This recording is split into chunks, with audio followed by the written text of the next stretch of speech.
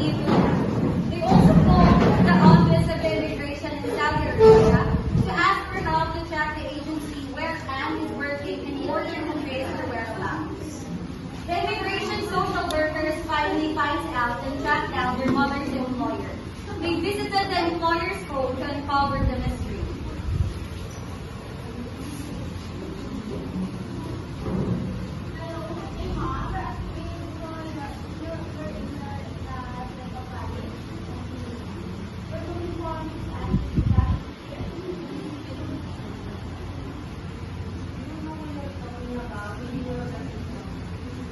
Wait, we have finished man. As the police forcefully opened the door, they saw a woman, pale and weak.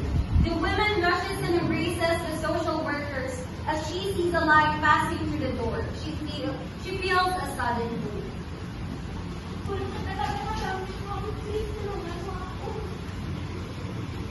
No! Anne was saved by the immigration license guide. Later on, they provided her shelter first and gave her enough time to rest for a day. When the morning came, they asked her to tell what she was doing in her employer's home in order to know what's their next step for her case. Even though she had a hard time composing a sentence about it because of how traumatizing it was, she tried to be strong, facing her fear and struggles once again.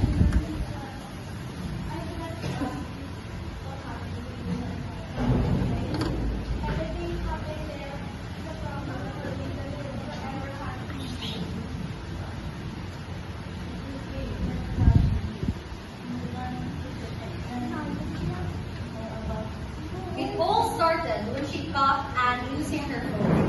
Though her employer's husband was there, and he was the one who gave Anne the permission to use it. That's the time her madam took her phone and passport from her, saying that she will rot in Saudi and Anne will never get the chance to be with her family again.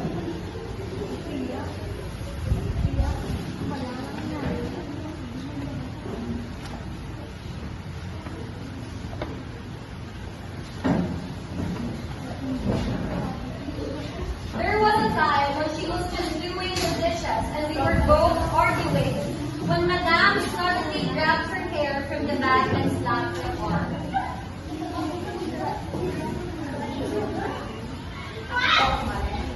Shannon, stop! Leave her alone! Another one was that her employer deprived her of food and essentials. Again, another one was that her employers deprived her of food and essentials.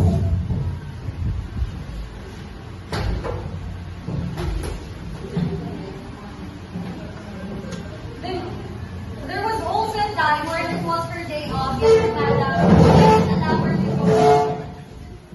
to go outside. She was just sleeping in her room when suddenly her employer's husband came to her and started to harass her.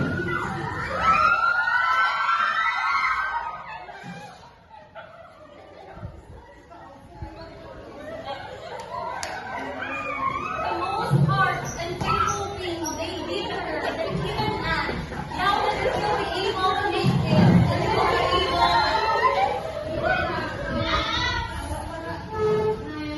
the most hard and painful thing they did to her, that even Anne, now that she'll be able to make it and she'll be able to be back in her family's embrace alive, was when her madam severely beat her, almost losing her consciousness.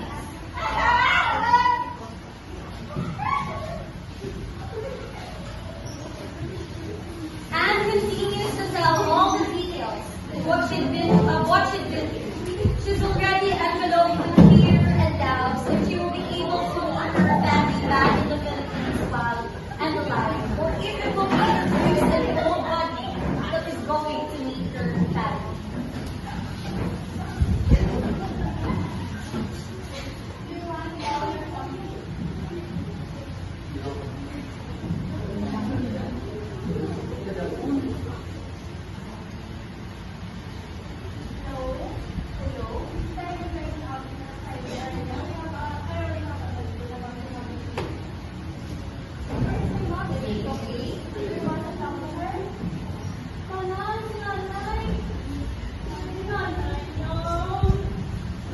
ang nila sa mga inyo?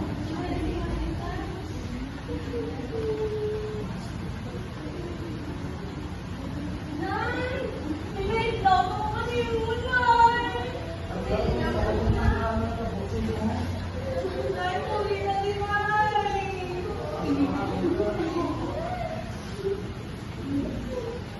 After Anne's assessment and processing of legal documents in the office of the immigration in South Carolina, she will be on the Central back to her family. The doors of the arrival terminal opened, and for a moment, the world seemed to pause. Passengers streamed out, some laughing, some exhausted, some hurrying to the waiting arms of relatives, but the family stood still, eyes fixed on every face that appeared. Then finally, she stepped out. Her clothes were simple, her steps cautious, but her eyes searched desperately, as though afraid her family may not hear it. The cry echoed across the terminal. Her mother's face dropped instantly. She dropped her small bag and covered her mouth. She falls into her knees, trembling as her deep washed closer. The father rushed forward, guiding the children, afraid she might collapse before her victim. The eldest child falls to her knees upon reaching her mother and hugs her back. Crying without shame, the youngest clung to her neck, their tiny shoulders shaking. The father held them all together, his embrace trembling as he whispered,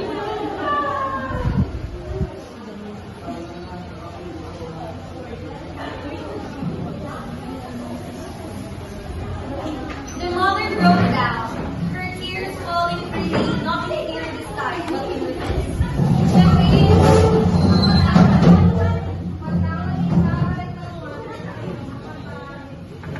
The mother broke down, her tears falling freely, not in here this time, but in her face. The pain she carried, the threats, the long nights, the forced silence, all of it seemed in the soul of her family, comfort foods. Inside a small home, the mother sat at the dining table where she once shared early morning coffee before leaving for the airport. But now, the table had something new. Cards, files, documents, and forms from Tesla training, DSWD livelihood packages, employment services, counseling schedules, and medical appointments. All laid out neatly by the social worker. Proof that her rescue was not the end, but the beginning of a second chance. The mother ran her fingers over the papers as if afraid they might vanish. She looked around at her children, her eyes dried with love and youth. She looked at her husband, whose hand gently covered hers. Then she looked at the social worker who had become the bridge between despair and hope.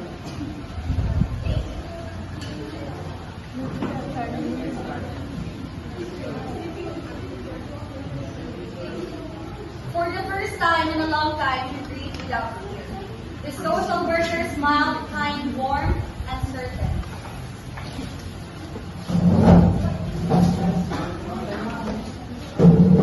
Outside, morning light spilled through their doorway, bright and full of promise.